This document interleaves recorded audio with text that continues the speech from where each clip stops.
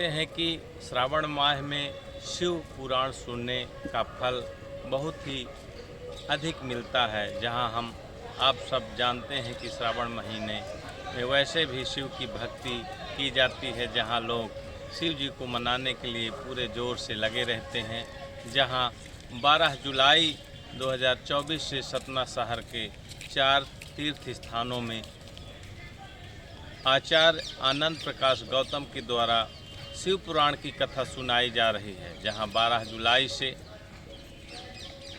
यह कथा सतना शहर में बहुत ही सरल और सहज शब्दों में आनंद प्रकाश गौतम जी के द्वारा सुनाई जा रही है। जहां बताया गया कि यह कथा सुनने से जो भी मानव प्राणी अपने मन में मनोकामना लेकर के चलता है वह जल्द ही पूरी होती है। जैसा कि अब हम आपको बताते हैं कि यह कथा सतना शहर के हनुमान मंदिर कचहरी प्रांगण में 12 जुलाई से 28 जुलाई तक आयोजित हुई। उसके बाद रामेश्वरम मंदिर भरहुत नगर में 29 जुलाई से 4 अगस्त तक चली। जहां अब तीसरी शिव पुराण की कथा राम दरबार मंदिर बिरला रोड में यह 5 अगस्त से 11 अगस्त तक आयोजित हो रही। चौथा कथा श्री वेंकटेश मंदिर मुख्तियारगंज में 12 अगस्त से 18 अगस्त तक सुनाई जाएगी। बहुत ही सहज और सरल जो सुनाने का ढंग आचार्य आनंद प्रकाश गौतम जी के द्वारा सुन रहे हैं। वहाँ लोगों की भीड़ पहुँचती है। जहाँ बताते हैं कि शिव पुराण के साथ साथ राम कथा, हनुमान कथा और भी सनातन धर्म को लेकर श्री गौतम जी के द्वारा यह कथा सुनाई जा रही है। तो आइए आज हम शिव पुराण की कथा आपको सुनवाते हैं, जहां आप भी इस कथा को सुनकर अपना जीवन धन्य करें।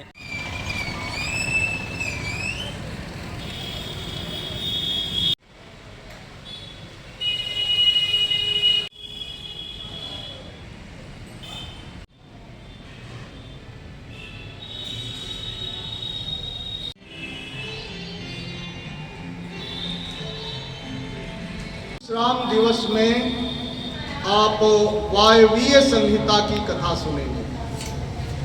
वायवीय संहिता पूरा शिव पुराण का निचोड़ है, रस है, सार है, जिसमें ज्ञान की कथा है। आपने सुना शिव पुराण में 24,000 श्लोक हैं, 7 संहिताएं हैं। 7 संहिताओं में आप वित्तेश्वर संहिता, रुद्र संहिता, शतरुद्र संहिता, कोटि रुद्र संहिता, उमा संहिता, कैलाश संहिता की कथा का श्रवण विगत 6 दिवसों में सुन चुके हैं। आज 7वां दिवस विश्राम दिवस है। इसमें आज विश्राम संहिता, वायवीय संहिता की कथा आप श्रवण करेंगे। प्रणवाक्षर के मध्य ये तीनों एकार, ओम जय शिव ओंकारा। तो जो शिव तत्व है वह तत्व क्या है? ओंकारा तत्व है। ओंकार, यह सत्य, यही शिव तत्व है। जय शिव ओंकारा। हे शिव, जो आप ओंकार स्वरूप हैं। और ओंकार स्वरूप में आ, उ, मा 3 शब्द हैं। ये तीनों क्या हैं? ब्रह्मा, विष्णु, सदाशिव। ये तीनों ब्रह्मा, विष्णु, महेश। और ओम में जो बिंदु रहता है उसको नाद कहते हैं, नाद ब्रह्म। उसी नाद ब्रह्म से ये तीनों ब्रह्मा, विष्णु, महेश प्रकट होते हैं। और इसी को हम ओंकार कहते हैं। यही ओंकार परब्रह्म है। इस ओंकार की व्याख्या ही ये ओंकार ही पशुपतिनाथ हैं, शिव हैं। अब इसमें 3 शब्द हैं, पशु, पाश और पति। आज इन तीनों की ही व्याख्या है। 3 तत्व होते हैं, आत्मा, परमात्मा और प्रकृति। ये तीनों मिलकर के ही पूरा खेल रचा हुआ है। जो कुछ ब्रह्मांड में दिखाई दे रहा है, हो रहा है, हो चुका है, होने वाला है, ब्रह्म है, आत्मा है, जो भी कुछ है, ये सब तीनों मिल करके, सब मिल करके ओम है और कुछ नहीं। न बंधो अस्ति न मोक्षो अस्ति ब्रह्मैवास्ति निरामयम् न एकम न चतुर्थ्यम सच्चित्कारम ब्रह्मते। न एक है, न दो है, न बहुत है, न बंधन है, न मोक्ष है, केवल एक ही है, सच्चित्कारम। सच्चित्कार माने ओंकार, वही केवल है। उसी के ये विभिन्न रूप हैं। प्रकृति भी उसी का रूप है, जो जीव जंतु दिख रहे हैं ये भी उन्हीं के रूप हैं, और वह ब्रह्म भी वही है। तो फिर भैया हम क्यों इसमें पड़े, बंधन कहां से है? ये हमको इस वायवीय संहिता में, शिव पुराण में बताया गया। देखिए,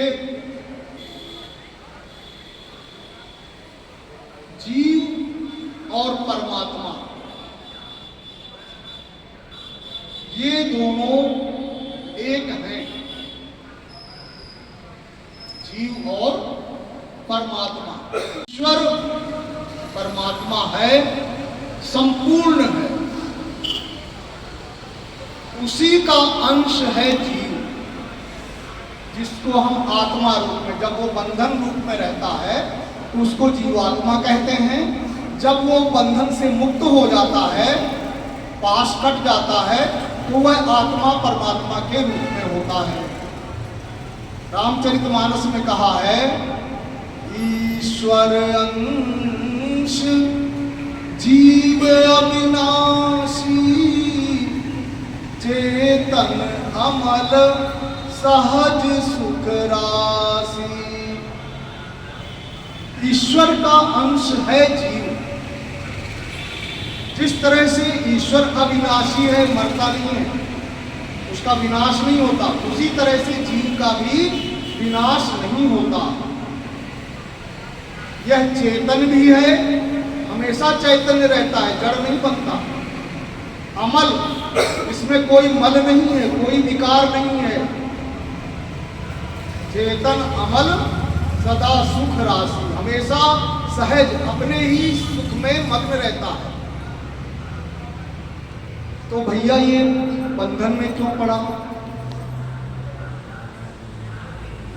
भगवान ने ही सोचा, भागवत में कहते हैं, एको अहम बहुश्यामी, मैं तो एक हूं, अब मैं लीला करना चाहता हूं, खेल खेलना चाहता हूं, तो मैं बहुत बन जाऊंगा। मैं एक ही हूं, अब मैं बहुत से बन जाऊंगा। कोई अकेले कोई खेल नहीं खेल सकता। तो भगवान ने ही लीला करके अपने को बहुत से रूपों में विभाजित कर दिया। और ये विभाजित कैसे किया? सृष्टि के रूप में। सबसे पहले उन्होंने अपने ही रूप से, अपने ही ओंकार रूप से उन्होंने महत्तत्व को पैदा किया। महत्तत्व में 3 गुण पैदा हुए, सात्विक, राजस, तामस। वहां से फिर 3 अहंकार पैदा हुए, वे भी सात्विक, राजस, तामस है। अहंकार, अहंकार से फिर तन्मात्राएं, तन्मात्राओं से पंच तत्व पैदा हुए।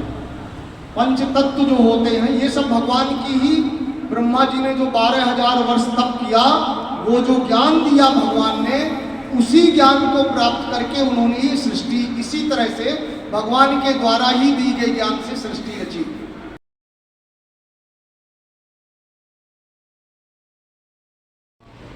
अंग्रेजी में जो शब्द है उसको कहते हैं ईगो।